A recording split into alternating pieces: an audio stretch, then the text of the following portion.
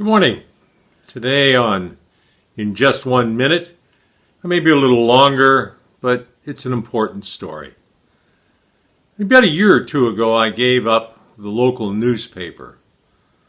And good reason. They'd condensed it from 10 pages to 4, and more advertising, less news, biased in their local opinion. But this last week, I gave up the Wall Street Journal, which I'd been subscribing to since really my first years in college, some 60 years ago. And the question is why? And it's because the press has become biased, anti-collaborative, and not really representing a balanced source of information, trying to sway us one way, not the other, and not giving us both sides to make a clear decision. Asking many friends if they were doing the same thing, they said yes. They were giving up on the media because it wasn't truthful and it wasn't equitable or fair. So I read a recent study this morning that said that the print media, for one, has had an almost 500% increase in layoffs in the last 5 years as a result of diminishing circulation. The media, it's reported, ignore the 3.5-year boom of Trump's economy.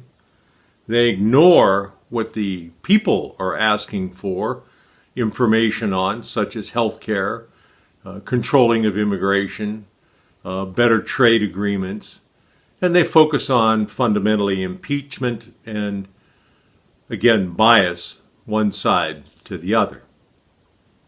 Then I heard Attorney General Barr last night, and he just made a magnificent retort to a interviewer's question on a comment he'd made at a police convention where he said the citizenry is at risk from the police departments.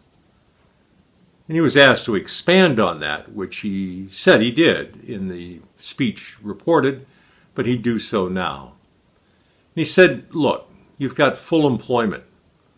And if the citizenry don't support the police, it becomes dangerous. Sanctuary cities, sanctuary states, illegal immigrants, criminals, lack of punishment or penalty for egregious behavior. The citizens don't have the police's back.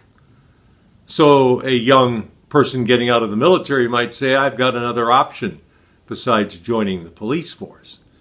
And my point is this.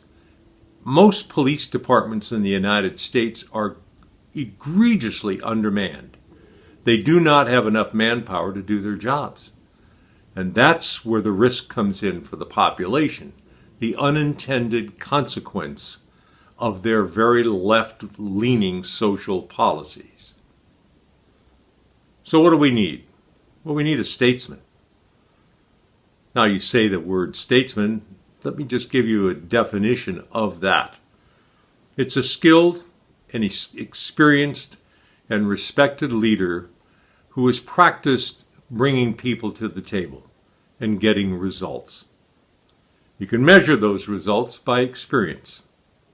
And we have that in Andy Caldwell. Andy started CoLab some 30 years ago, and that's a cooperative between labor, agriculture, and business. Now, 3 groups that sometimes have very different views. Labor, obviously, views things differently than business, looking for wages, benefits. Business for profit, for margin, for quality of product. Agriculture, looking for people to help in the fields.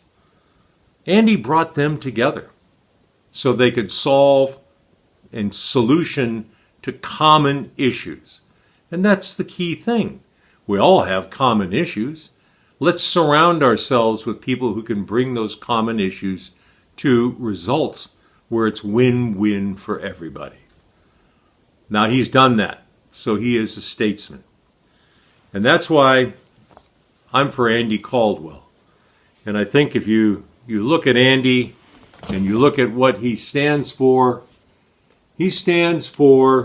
the voice of reason. And that's what we're lacking, is that lack of a voice of reason.